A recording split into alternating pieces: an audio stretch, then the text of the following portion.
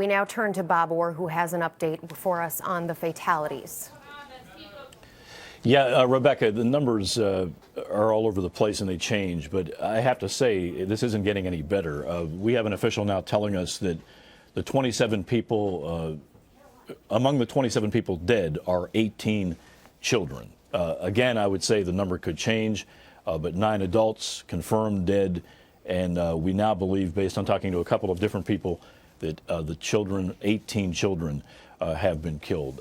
The president, as we said earlier, has been told about the shooting. They're monitoring this now at the White House. But I do want to bring up something that our reporter Mark Knoller at the White House flags to us. And this comes from a briefing with White House Press Secretary Jay Conn. Conn was asked directly this morning, apparently, if today's incident alters or impacts the president's policy on gun violence and gun control. And Conn said, there is a day for discussion of such matters, but, quote, today is not the day. An argument can be made here that, you know, kind of in the heat of battle, if you will, there are other things that have to take place first before the substantive debate on gun control takes place. But again, in light of all the recent high-profile shootings we've seen, you know, Aurora, Colorado, the Sikh temple, and now this terrible event that's happened in Connecticut, certainly it will reignite calls on both sides to do something more about guns. We are still awaiting now the report from local law enforcement in Newtown, Connecticut.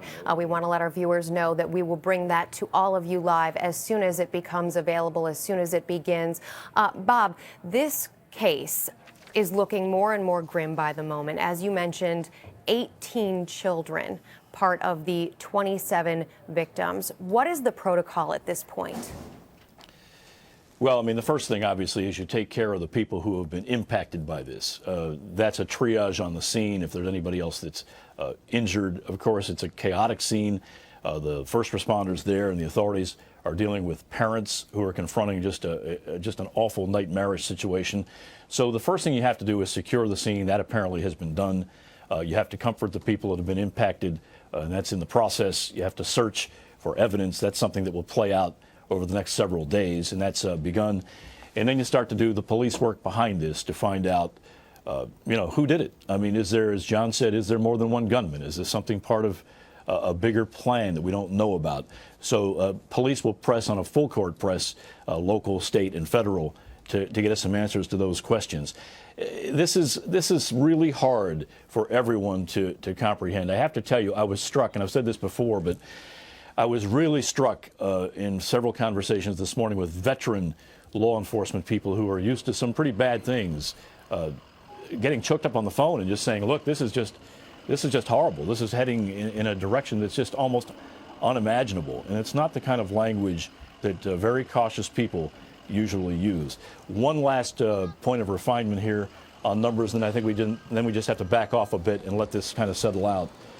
There's now a conflict, it seems, between whether there are 26 fatalities or 27 fatalities. Sometimes in the early going, things can be double counted. But nevertheless, this is a horrible event. More than 24 people killed. We're told 18 children among the dead, Rebecca, and we have very few answers as to why this played out the way it did today.